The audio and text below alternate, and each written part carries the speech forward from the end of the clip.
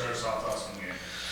I thought it was a heck of an atmosphere. I talked to these guys after the game, and 5 years ago, when you sit there and I was lucky enough to get a phone call to potentially coach these two guys.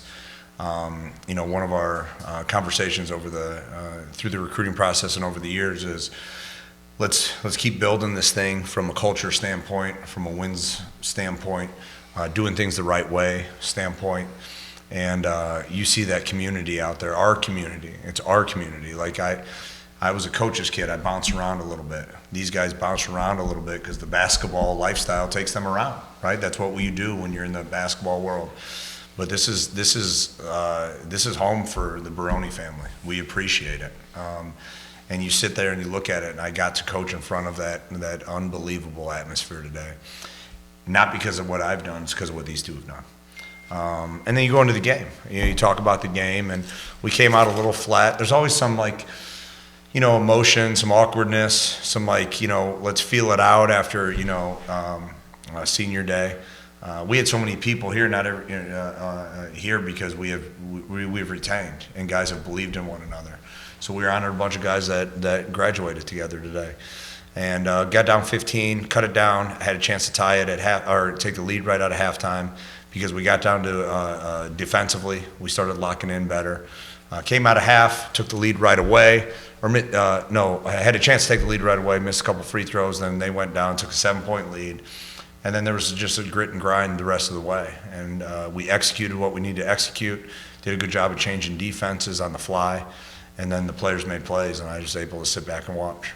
Talk a little bit about that run, the last 7 minutes of the first half. You said you're down 15. You guys were on an absolute roll.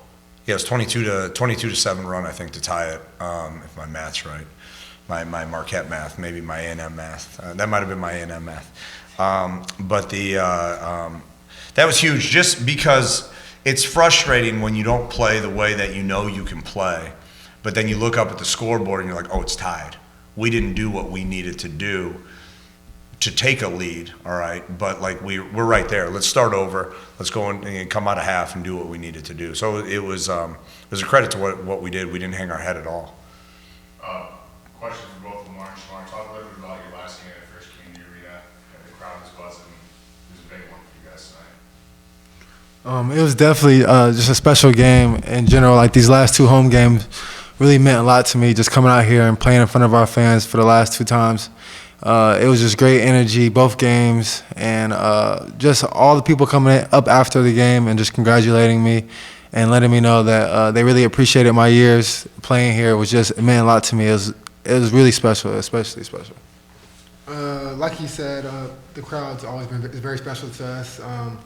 This whole year, they've honestly have been great, and I'm just really appreciative of them showing up consistently and giving us love. Like he said, a lot of people came up to us afterwards and told us they appreciated us, but I let them know that I appreciated them as well, because they bring a lot for our team and for me personally.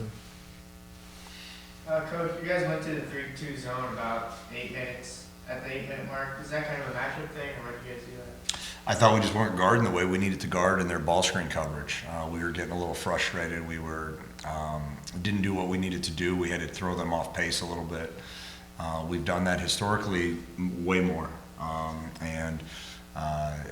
Tonight we felt like we needed to do it, and they took it right away and they executed it. So yeah, they were scoring on us, so we had to do something different. And then Arnis had a career day with 9 and 7. Talk to us a little bit about kind of the boost he gave you guys. I think when you look at some of the unsung heroes type of deal, like you look at Brian Taylor, who came in probably 7 or 8 minutes, 6-7 minutes, really impacted us. He had an unbelievable play where and I'll get to Arnie, where he tapped it, leading to a transition basket to maybe cut it to 5 or 4. We were stagnant. He had a great defensive closeout. Came in right away in the first half and got a basket. He's really good. He's really good, and I mean, you could give him more. I could give him more opportunity to continue to do that, because I thought his approach these last several days were really good. So when he went in there and really impacted the game, and then Arnie comes in there and impacts the game, I thought he had a huge block shot, kind of late in the shot clock towards the end of the game. He had a nice reverse layup, knocked down some free throws, and then the guys are trusting throwing it to him, and he's finishing at the rim. He wasn't playing 5 days ago.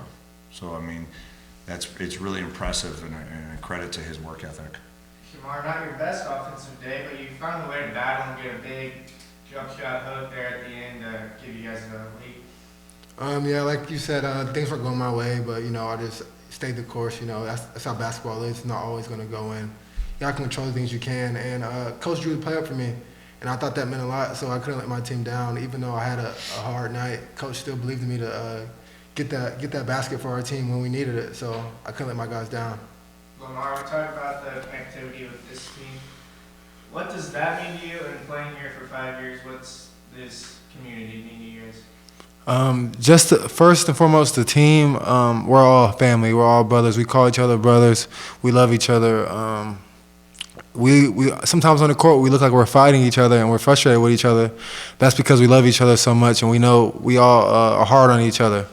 And as far as the community, I love the community. The community is also my family.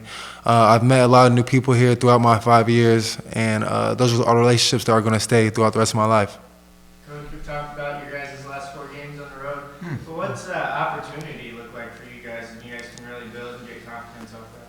Well, it's an opportunity. We have senior night on February 17th. All right, there's not anyone else in the country having February 17th senior night, in my opinion. All right, maybe I'm wrong. So it's unfortunate for our fans that they're not going to be able to see us down the stretch to really do what we need to do. It takes away from them. It takes away from. It's unfortunate because you put these guys in a position where now we have to do something that no one else has to do. But to do something that no one else has to do, that allows you to do something that no one else has done. And I think that's our mindset going down the stretch. We knew when the schedule came out with a 10-team schedule format for 11 teams, and they decided to give us 6 out of 8 at the end of the season on the road. We knew it. We've known it for a long time, and we took care of home for the most part. We did a good job of taking care of home. And the thing that frustrates me most is just that our fans aren't going to be able to see these guys in a couple of weeks as like everything else is kind of getting revved up and there's positioning and things like that. But that's the hand we're dealt, just like every other year that we have a schedule thrown at us that's pretty difficult. So let's go. I'm excited. It's an opportunity. We're just going to go out there and attack it. Coach, you mentioned the 2 seniors sitting next to you, but just talk a little bit about the other 4 and just what they meant to your program. I mean, you look at I said it upstairs. You get emotional as a coach when you see these guys hit accomplishments, whether it's having a child, whether it's graduating, whether it's completing a master's degree, whether it's with these guys quite literally picking me up with the loss of my mom and dad. We've been through a lot. So you look at Dorian Staples, when I saw him hit a huge shot at Hutch, when I didn't know him at all at the National Junior College Tournament, and he comes in here and he's impacted our program as much as anyone this year, and he's a really good player. His time is coming, and he impacted us the other day very well. But you sit there and you remember those moments. Desmond Polk, the day that I first saw him, well, probably the second or third time I saw him, but one of the times I went to kind of recruit him down the stretch was when COVID hit. It was literally the day the NCAA shut down.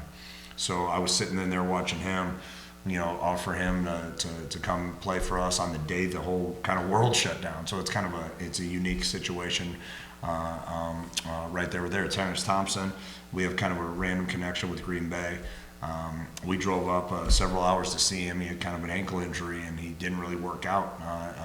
One of my old assistants, and we just saw him shoot a couple free throws. He ends up going to Green Bay, goes to another junior college, and a few years later we get him back. So we all have stories. And then obviously Rayshawn Taylor, being right here from local, believing in what our vision was, believing that his family is unbelievable, because the pressure, especially for a local person, to come out and perform through everything that he's been through, all right, but that started 4 years ago, 5 years ago, and he hasn't wavered.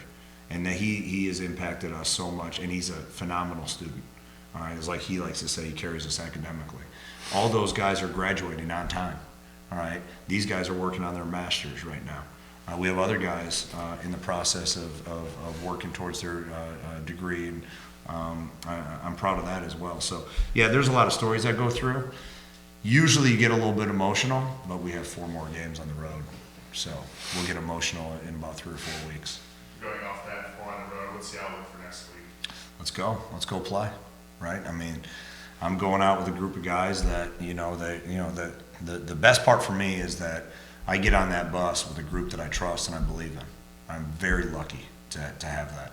I'm not going in there tiptoeing like, all right, if we can split this or if we can gimmick this game or something like that. No, I got a bunch of guys that I'm not trading for anybody, that I'm very lucky for. It's not, I'm saying I a lot. I'm just personally saying it from my personal level and standpoint. I'm very fortunate to get on that bus with this group of guys. So we have to go out there and perform. There's no doubt. People are going to give us our best shot. People are jockeying for position right now. But that's where we are. So let's. It'll be pretty cool to talk about. Our goal is to have some success these next couple of weeks, and we'll start on where's Thursday, right? Thursday, Saturday, Tuesday. Yeah. So we have a Tuesday game too on a quick one when a lot of teams had their Tuesday games earlier too. So they saved that for the end of the season too. Appreciate it, Coach. Thank you. Thank you.